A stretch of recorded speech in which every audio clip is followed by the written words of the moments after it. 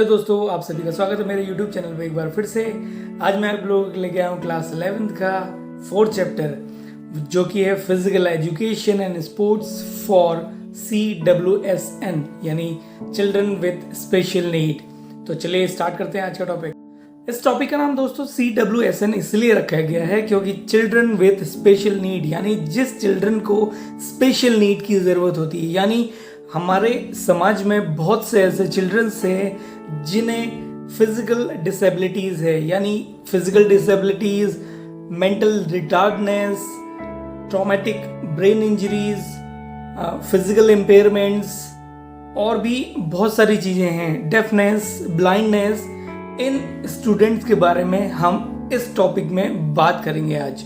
सबसे पहले जो ये टॉपिक था उसका जो नेम था वो डिफरेंटली एबल्ड चिल्ड्रन के नाम से था, पर इसका टॉपिक का नेम इस बार चेंज कर दिया है, वो चेंज करके रखा है CWSN। अब बात करते हैं CWSN चिल्ड्रन कहते किनको हैं। तो दोस्तों सबसे पहले जिन चिल्ड्रन जो नॉर्मल एक्टिविटीज करता है पर जिसकी समझ में वो नॉर्मल एक्टिविटीज नहीं आती है, यानी कोई ऐसा चिल्ड्रन जो नॉर्मल एक्टिविटीज नहीं कर सकता है बाकी चिल्ड्रन की तरह, तो वो CWSN की कैटेगरीज में आता है।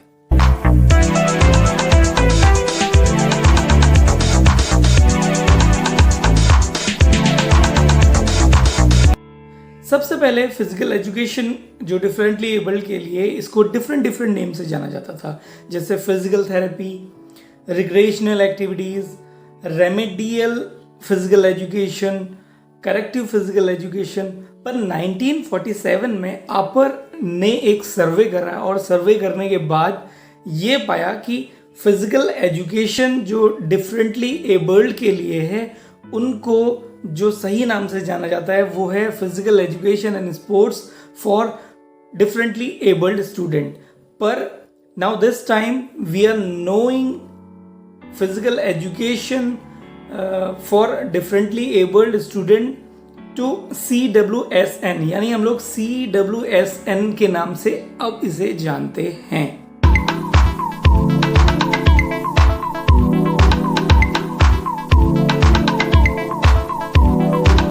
अब बात करते हैं फिजिकल एजुकेशन, जो एडेप्टिव फिजिकल एजुकेशन है या एडेप्टेड फिजिकल एजुकेशन है, उसका एम क्या है।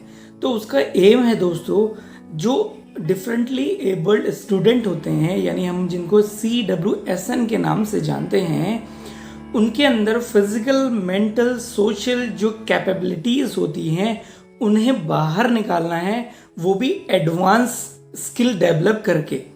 यानी जो सही मायने में एम माना जाए तो डिफरेंटली एबल्ड स्टूडेंट को इक्वल अपॉर्चुनिटीज देना है फिजिकल एजुकेशन के जरिए।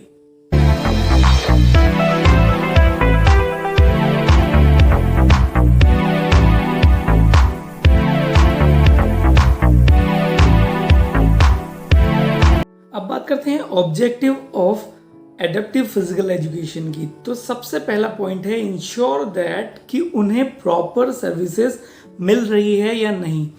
दूसरा है स्पोर्ट्समैनशिप क्वालिटीज उनमें डेवलप करना, फिजिकल इम्पेयरमेंट को डेवलप करना, डेवलप मोटर स्किल्स और उनको सोशल एडजस्टमेंट करना, यानी समाज में उनको एडजस्ट करने का तरीका सिखाना। तो ये सारी चीज़ें हैं ऑब्जेक्टिव ऑफ फिजिकल एजुकेशन में, कि उनको किसी भी चीज़ से वंचित नहीं रखना है और उन्हें इक्वल अपॉर्चुनिटीज़ देनी है बाकी चिल्ड्रन के हिसाब से और बाकी चिल्ड्रन के बराबर। दोस्तों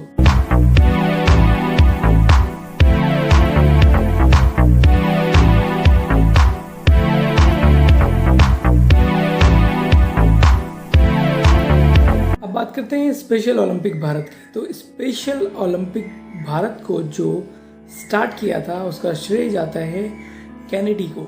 जो कैनेडी है वो sister of John F Kennedy, जो कि फॉर्मर प्रेसिडेंट ऑफ USA के थे। तो उन्होंने ये special Olympic Bharat program start किया था। उनका ये मानना था कि जो भी प्रोग्राम हमने स्टार्ट किया है उसका जो श्रेय है वो इक्वल अपॉर्चुनिटीज़ को जाना चाहिए, यानी उसमें जो है वो डिफरेंटली एबल स्टूडेंट को इक्वल अपॉर्चुनिटीज़ मिलनी चाहिए। तो उनका ये मानना था, उसी हिसाब से उन्होंने इसको स्टार्ट किया था। उनका ये मानना था कि ये जो स्टार्ट होने जा रहा है स्पेशल ओलंपिक भारत, इससे जो युवा हैं, बच्चे हैं या बड़े हैं, उनकी ज़िंदगी में एक बहुत बड़ा चेंज आने वाला था। इसलिए 1987 में उन्होंने स्पेशल ओलंपिक इंडिया को इंट्रोड्यूस करा था, पर 2001 में स्पेशल ओलंपिक इंडिया को स्पेशल ओलंपिक भारत मूवमेंट का नाम दिया गया। ये जो स्पेशल ओलंपिक भारत है वो गवर्नमेंट ऑफ इंडिया के अंडर में काम करता है और नेशनल स्पोर्ट्स फेडरेशन के अंडर में काम करता है। इसमें बहुत से जो इंटेलेक्चुअल डिसेबिलिटीज़ हैं, पर्सन्स हैं, उनके ऊपर काम किया जा रहा है। आपको अगर अंदाज़ा लगाना है तो अक्रॉस इंडिया यानी बहुत से कोचेस वो काम कर रहे हैं 8,50,875 एथलीट के लिए, वो जो डिफरेंटली एबल्ड हैं। बात करते हैं स्पेशल ओलंपिक भारत का मिशन क्या है। तो ओलंपिक भारत का मिशन है, हमने जो डिफरेंटली एबल्ड CWSN जो चिल्ड्रंस हैं और एडल्ट्स हैं, उनके लिए एक ट्रेनिंग प्रोग्राम ऑर्गेनाइज कराना और पूरे साल भर में उनके साथ साथ एक टूर्नामेंट भी ऑर्गेनाइज कराना, जिससे कि उन्हें एक अपॉर्चुनिटीज़ मिल पाए और वो लोग फ्रेंडशिप की भावना और ब्रदरहुड की भावना और सोशलाइजेशन की भावना वो आपस में रख सकें और एक दूसरे से मिल सकें, एक दूसरे के साथ स्किल्स को बांट सकें और एक दूसरे के साथ लाइफ को जीने का तरीका जान पाएं। अब बात करते हैं विजन के लिए। तो इट इज़ अ मूवमेंट, एक उस तरफ कदम था जो इंटेलेक्चुअल डिसेबिलिटीज़ से जूझ रहे पर्सन्स हैं, उनको खुश मिजाज बनाना और उनकी लाइफ को हंसमुख बनाना, उनकी लाइफ में कोई टेंशन पैदा ना होना, उनकी पोटेंशियल, उनको इक्वालिटी और उनको एक समाज में स्टैंड जो वो कर सकते थे उसके लिए मजबूत बनाना इसका विजन था। क्योंकि इसकी ओथ में भी कहा गया है, let me win if I can not win, let me brave in the attempt, यानी मुझे जीतना के लिए बनाएं, अगर मैं जीत नहीं पाऊं तो भी मुझे इस काबिल बनाना है कि मैं उस प्रोग्राम में, उस एक्टिविटीज़ में अटेम्प्ट कर पाऊं।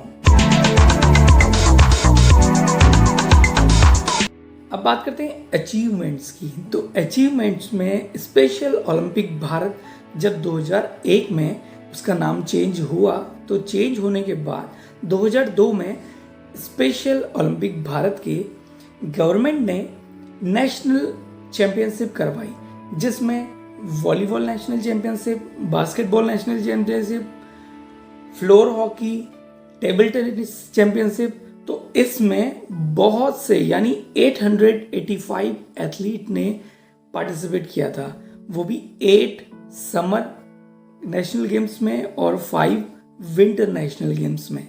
इसमें एथलीट ने 359 गोल्ड, 353 सिल्वर और 423 ब्रॉन्ज मेडल जीते थे।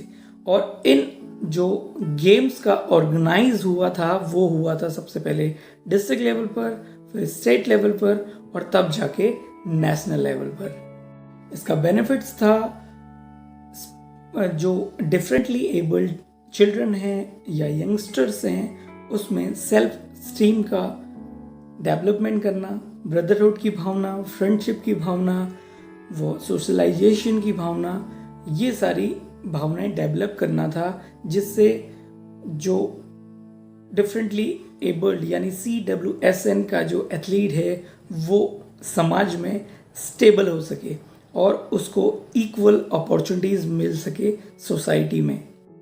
अब बात करते हैं पैरालंपिक गेम्स की। तो Paralympic games major international multi sports event है, वो भी एथलेटिक और वेरियस डिसेबिलिटीज़ के लिए, जिसमें एथलीट होता है मोबिलिटी डिसेबिलिटीज़ के साथ, ब्लाइंडनेस के साथ, और भी अदर जो है वो फिज़िकल इम्पेयरमेंट के साथ। तो पैरालंपिक गेम्स होते हैं 4 इयर्स के इंटरवल में, ओलंपिक गेम्स की ही तरह। और जो पैरालंपिक गेम्स है वो कराती है इंटरनेशनल पैरालंपिक कमेटी। और फर्स्ट पैरालंपिक गेम्स जो हुए थे वो हुए थे 1960 में रोम में। उसके अलावा पैरालंपिक वर्ल्ड जो ऑफिशियली इसको अनाउंस किया गया वो किया गया 1988 में समर ओलंपिक गेम्स में। उसके बाद समर ओलंपिक गेम्स भी पैरालंपिक गेम्स की तरह ही हैं। और फर्स्ट जो विंटर पैरालंपिक गेम्स हुआ था वो हुआ था 1976 में स्वीडन में। विंटर पैरालंपिक गेम्स भी 4 साल में एक बार कराए जाते हैं। अब बात करते हैं पैरालंपिक गेम्स के ओपनिंग और क्लोजिंग सेरेमनी की। तो पैरालंपिक गेम्स में भी ओपनिंग और क्लोजिंग सेरेमनी ठीक वैसे ही होती है जैसे ओलंपिक गेम्स में होती है। कभी आपने देखा होगा अपने स्कूल में जो स्पोर्ट्स मीट ऑर्गेनाइज होती है वो बिल्कुल ओलंपिक गेम का ही एक छोटा रूप है। तो सबसे पहले हम लोग एथलीट को ग्राउंड पे खड़ा करते हैं, उसके बाद फ्लैग होस्टिंग होगी, फ्लैग होस्टिंग होने के बाद नेशनल एंथम होगा, नेशनल एंथम होने के बाद यानी सबसे पहले जो भी है होस्ट कंट्री ने जो भी अल्फ़ाबेटिकली नंबर बनाए हैं या उनका जो भी अल्फ़ाबेटिकली नंबर होता है उस अकॉर्डिंग जो टीम्स हैं वो खड़े हो जाएंगी और उस होस्ट कंट्री का ही नेशनल एंथम वहाँ पर गाया जाएगा।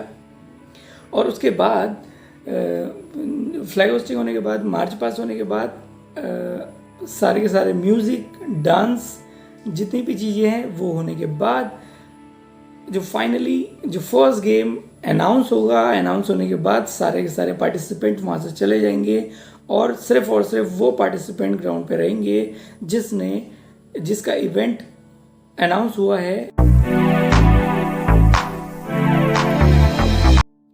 सारे के सारे गेम खत्म होने के बाद फिर से सेम एथलीट ग्राउंड पे अवेलेबल होंगे। ग्राउंड पे अवेलेबल होने के बाद अपने अपने जो फ्लैग्स हैं वो अपने हाथ में लिए रहेंगे। उसके बाद फ्लैग लोअरिंग सेरेमनी होगी जिसमें ओलंपिक का जो फ्लैग है जो फ्लैग होस्टिंग के टाइम पे फहराया गया था उस टाइम पे उसको डाउन किया जाएगा। और डाउन करने के बाद उस कंट्री के जो मेयर हैं या फिर जो सबसे मोस्ट डिग्निटी है उस कंट्री की, उसको ये फ्लैग सौंप दिया जाएगा और अनाउंस करा जाएगा उस मुख्य अतिथि के द्वारा या चीफ गेस्ट के द्वारा कि मैं पैरालंपिक गेम्स को या पैरालंपिक गेम्स की समाप्ति की घोषणा करता हूँ।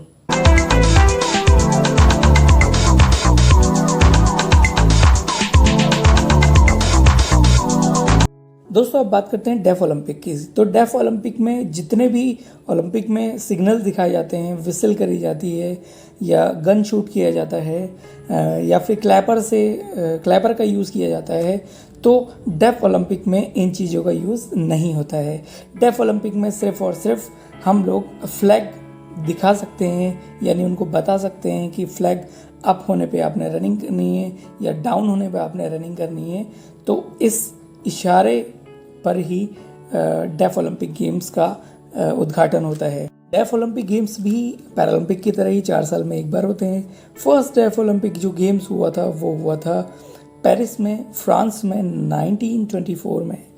1924 से 1965 तक का जो इंटरनेशनल डेफ ओलंपिक्स है, इन्होंने इसका नाम रखा गया था इंटरनेशनल गेम्स फॉर डेफ, पर उसके कुछ टाइम बाद इसका नाम चेंज करके रख दिया गया इंटरनेशनल साइलेंट गेम। और 2001 में जो ये गेम है वो डेफ ओलंपिक के नाम से जाने गए।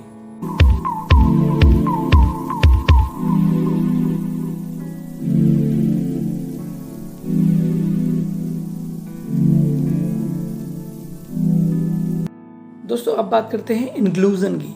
तो इंक्लूज़न, जैसा कि आपको नाम से ही पता चल रहा होगा, इंक्लूडिंग से ही इंक्लूज़न आया है। यानी इंक्लूडिंग का मतलब है एक साथ, यानी एक साथ एक छत के नीचे वो सभी एक साथ पढ़ेंगे जो डिफरेंटली एबल्ड स्टूडेंट हैं या जो नॉर्मल स्टूडेंट हैं, वो सब एक साथ पढ़ेंगे। उसी को ही इंक्लूसिव एजुकेशन का नाम दिया गया है। अब बात करते हैं नीड ऑफ इंक्लूसिव एजुकेशन। तो इंक्लूसिव एजुकेशन की ज़रूरत क्यों पड़ी? तो इंक्लूसिव एजुकेशन की ज़रूरत इसलिए पड़ी क्योंकि differently abled student normal students के साथ रहकर बहुत सारी चीज़ें सीख सकता है, जैसे कि वो अपने सेल्फ एस्टीम यानी आत्म स्वाभिमान को बढ़ा सकता है, अपनी कम्युनिकेशन स्किल को इम्प्रूव कर सकता है, स्ट्रेंथ को बढ़ा सकता है और अपनी वीकनेस को कम कर सकता है, और अपने सेंसेस जो बिलोंगिंगनेस है उसको इम्प्रूव कर सकता है, और अपना जो एकेडमिक है उसको एक हायर मुकाम पर लेके जा सकता है। इसीलिए इंक्लूसिव एजुकेशन की नीड पड़ी। अब बात करते हैं इम्प्लीमेंटेशन ऑफ इंक्लूडिंग एजुकेशन, यानी कुछ खामियां इंक्लूसिव एजुकेशन में भी गवर्नमेंट ऑफ इंडिया को लगी। तो उसमें गवर्नमेंट ऑफ इंडिया ने कुछ नए और रूल्स और रेगुलेशंस को निर्धारित किया और नए रूल्स और रेगुलेशंस बनाए, जिससे जो डिफरेंटली एबल्ड पर्सनस है, CWSN स्टूडेंट है, वो और अच्छा करने की कोशिश करे और उसको ये ना समझा जाए कि वो उन स्टूडेंट से थोड़ा कम कैपेबल है। इसमें बहुत सारे रूल्स चेंजेस हुए।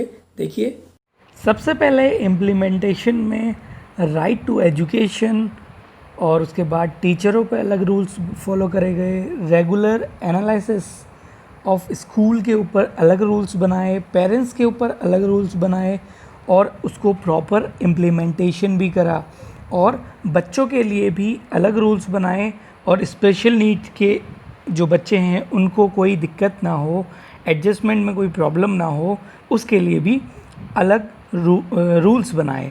उसके बाद जो एग्ज़ामिनेशन है उसके लिए भी अलग से क्राइटेरिया डेवलप करा, वो भी नॉर्मल और स्पेशल नीड स्टूडेंट के लिए। अब बात करते हैं roles of various professionals in CWSN, यानी चिल्ड्रन विद स्पेशल नीड के लिए बहुत सारे प्रोफेशनल्स की ज़रूरत हुई। उसमें से हैं थेरेपिस्ट और school counsellor, physiotherapist, occupational therapist, physical education teacher, speech therapist, special educator. इन सब की ज़रूरत इसीलिए पड़ी क्योंकि बच्चे की पोटेंशियल और इम्प्रूविंग देयर मोटर स्किल्स, उसकी एबिलिटी को, कम्युनिकेशन स्किल्स को प्रमोट करने के लिए और उसके मेंटल लेवल और फिज़िकल हेल्थ को इम्प्रूव करने के लिए इन सभी प्रोफेशनल्स की ज़रूरत पड़ती है। इसलिए इंक्लूसिव फिज़िकल एजुकेशन में या स्पेशल जो CWSN है, चिल्ड्रन विद स्पेशल नीड है, उनके लिए इन प्रोफेशनल्स की ज़रूरत पड़ती है। इसलिए उसको इस जगह इम्प्लीमेंट किया गया है, क्योंकि एक प्रोफेशनल पूरी तरह से रिक्वायरमेंट नहीं कर सकता है। इसलिए अलग अलग जो प्रोफेशनल्स हैं वो CWSN के लिए रखे गए हैं। तो कैसा लगा वीडियो दोस्तों, कमेंट बॉक्स में ज़रूर बताएं। आज के लिए बस इतना ही। जल्द लेके आऊँगा नई वीडियो नए नॉलेज के साथ। तब तक का इजाज़त दीजिए। घर पर रहें, सुरक्षित रहें। नमस्कार दोस्तों।